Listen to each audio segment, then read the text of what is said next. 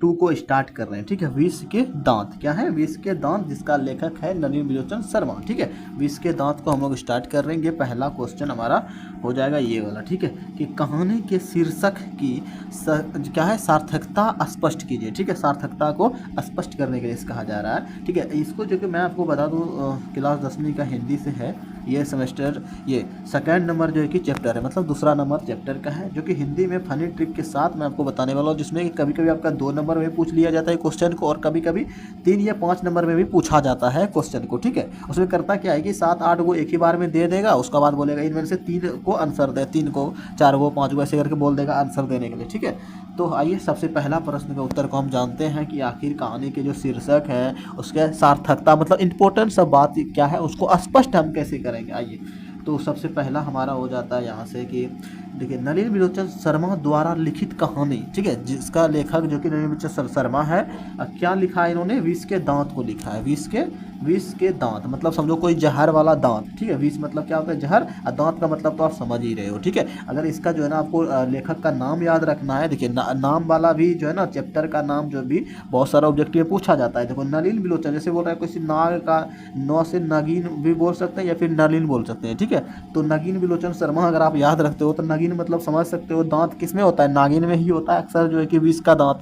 ठीक है, तो आप ऐसे करके ट्रिक रख सकते हो, मतलब अपना थोड़ा सा टेढ़ा मेढ़ा करके। ठीक है, उसके बाद हम आगे बढ़ते हैं का विष के दांत का जो है शीर्षक अत्यंत जो है सार्थक और उपयुक्त है। क्या है, अत्यंत जो सार्थक और उपयुक्त है, मतलब कि प्रयोग में आने वाला चीज़ है। ठीक है, आइए, इस कहानी में समाज में देखिए यहाँ क्या है, इस चीज़ को जो है ना विष के दांत से लेकर के समाज के बारे में बताया गया है कि आखिर हमारे घर गांव के जो व्यक्ति होते हैं वो कैसे एक सांप की तरह डसने वाला होता है, उसका जो जहर वाला मतलब वो लोग बातें बोलते हैं, अपने वाणी को कहता है, कैसे कहता है, इस किताब में वही बताया गया है इस पूरी कहानी में। ठीक है, आइए, इस कहानी में समाज में, ठीक है, समाज में जो है फैले ऊंच नीच, अहंकार और क्या है शोषण की जो है ना मानसिकता को दिखाया गया है। ठीक है, मतलब समझो कि जो उच्च नीच भेदभाव है, मानसिकता है शोषण वगैरह करने का, ठीक है, समझ रहे हो, ऊंचाई नीचाई इस प्रकार के चीज़ों को तो सबको दिखाया गया है इसकी जो कि कहानी में। ठीक है, इस कहानी में दिखाया गया है। और ये क्या है मैं आपको बता दूं, ये कहानी है।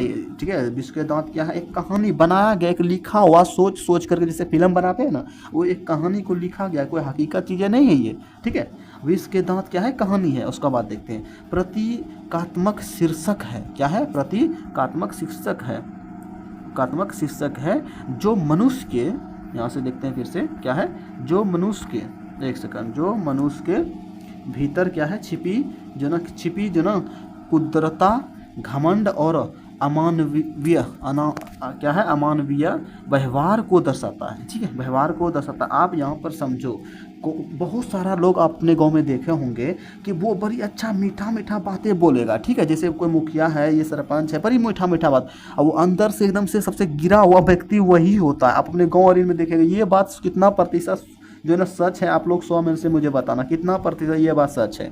ठीक है, आप लोग मुझे बताना, कमेंट बॉक्स में बताना कितना प्रतिशत सच है जो मैंने अभी कहा। ठीक है, मतलब कितना गिरा हुआ होता है, खास करके मुखिया सरपंच जो होते हैं कि बिना रिश्वत का कोई काम जल्दी नहीं करता है, समझे, एकदम से। आप लोग जो ना हकीकत जो ना बताना पूरा बिहार में।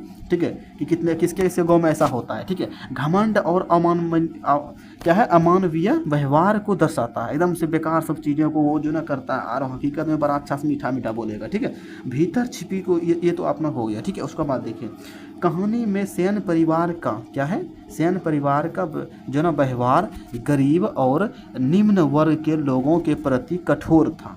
गरीब और जो है ना निम्न वर्ग के लोगों के प्रति क्या था, बहुत ही वो कठोर था तथा अपमानजनक था। आप समझ ही सकते हो, बेइज्जती करने वाला व्यक्ति था। ठीक है, उनका यही व्यवहार, यहाँ पर देखिए सबसे इम्पोर्टेंट है, उनका यही जो है ना क्या था, यही व्यवहार, यहाँ पर देखो, विशेल दांतों की तरह समाज को जो है चोट पहुंचाता है। विशेल एकदम दांतों के तरह जो है ना समाज को चोट पहुंचाता था। समझो, बोलता कुछ और होगा, उसका बाद करता कुछ और होगा। ठीक है, मीठा और आदत बड़ी खराब होगा उसका। ठीक है, लेखक के इस शीर्षक के माध्यम से यह बताने का जो है ना क्या प्रयास जो किया गया है, क्या किया गया है, प्रयास किया गया है कि समाज, देखिए, कि समाज में फैला भेदभाव और अमानवीयता, ठीक है, अमानवीयता किसी विष से कम नहीं है। क्या है? किसी विष से कम नहीं है। इस प्रकार कहानी का शीर्षक कहानी का मुख्य भावना और उद्देश्य को स्पष्ट करता है। इसीलिए यह शीर्षक पूर्णतः सार्थक है। ठीक है, तो ये हमारा हो जाता है। स्क्रीनशॉट ले लें और मैं एक दो जो है ना इसको क्लियर कर देता हूँ। मैंने एक छोटा सा लिख करके रखा हुआ है, इसका पूरा निचोड़। ठीक है, देखिए आसान भाषा में मैंने दे दिया है। ठीक है, कहानी का नाम विष का दांत है। ठीक है, अब इतना दोस्त इसीलिए रखा गया है, विष का दांत इसीलिए रखा गया है क्योंकि इसमें लोगों के अंदर का जो ना घमंड, भेदभाव, बुरा व्यवहार, जहर वाला जो बातें होता है ना, मतलब कट्टल सब जो बात करते हैं उसकी तरह को दिखाया गया। बस इतना सा भी आप लिख देंगे 2 नंबर में आ जाएगा, मगर थोड़ा सा बना के लिखेंगे ना तो और अच्छा रहेगा। ठीक है, अब समझ में आया?